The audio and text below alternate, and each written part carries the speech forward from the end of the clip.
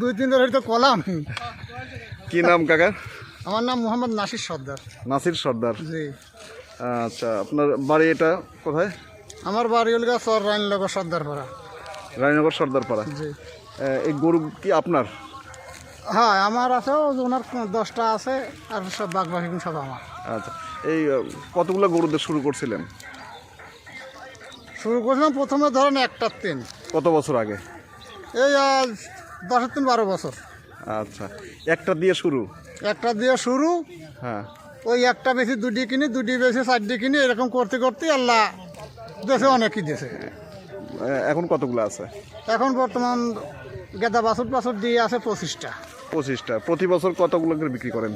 প্রতি বছর ধরেন 5টা 6টা 7টা, এবার এমন বছর আছে 2টি 3টি, এরকম করি প্রতি বছরই বেশি। প্রতি বছরই। আচ্ছা, তাহলে গাভী আছে কয়টা? গাভী আছে লেগে 11টা। 11টা। কেমন দুধ হয় কেমন?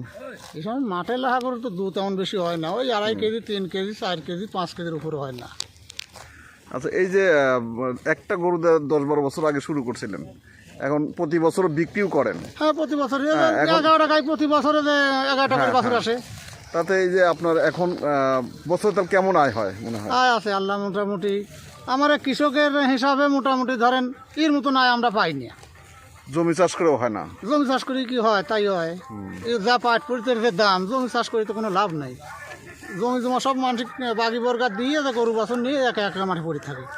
এই গরু এই 10-12 বছরে এই আপনার গরু পালন করে কি করলেন? আল্লাহ যেটুকু করাইছে মোটামুটি ভালোই করাইছে। বাড়ি তো ধরেন 20-25 লাখ টাকা খরচ করে বাড়ি করেছি, আবার ডিপসরে 20 লাখ টাকার জমি রাখি থইছি। এই তো। ছেলে মেয়ে কয়জন? ছেলে মেয়ে ধরেন 3 ছেলে 3 মেয়ে, 1 ছেলে 1 মেয়ে মারা গেছে, আর এখন 2 ছেলে 2 মেয়ে আছে। আচ্ছা আচ্ছা, তাহলে এই দুধ কি আপনার কি ঘোষ নিয়ে যায় নাকি? না, আমরা ঘোষেক দেইনি, বাড়ি ঘর রোজানি দিই, সমুর পাইনি, ঘোষেক দেই কোনতে। খাঁটি দুধটা একদম? হ্যাঁ, এরকম দুধ তো কোনো ফার্মে পাওয়া যায় না তো। হ্যাঁ হ্যাঁ। আমার দেশি গরু দুধ না। তাহলে এই যে আপনার অনেক বছর পরে এসে 10-12 বছর মানে যে আপনার খুব বেশি দিন আগে না, না তাই না? এই 10-12 বছর আগের থেকে এই গরু প্রতিপালন করে আপনার কি আগের চেয়ে মনে হয় যে আপনি অনেক ভালো কাজ করছেন? তো ভালো কাজ করি নাই। এই যে ধরেন যাই লাড়াছাড়া করতেছি, রাত্রি গেলি ভরে প্রত্যেক দিন হাফ কেজি করে দুধ খাচ্ছি, আর যখন মাঠের কাজ করছি গরু বাছুর ছিল না, তখন তো দুধ সহি দেই নাই। তাহলে আপনার কি মনে হয় যে আপনি সুখী মানুষ একজন এখন?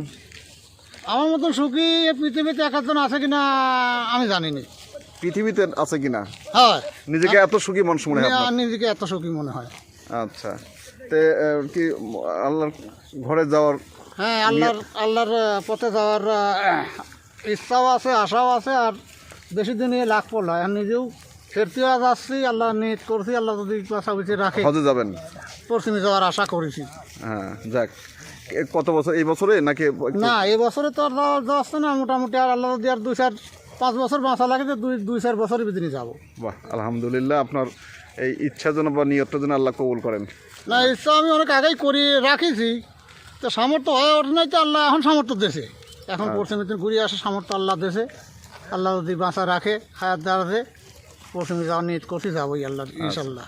তাহলে কি নাম বললেন? আমার নাম মোহাম্মদ নাসির সর্দার।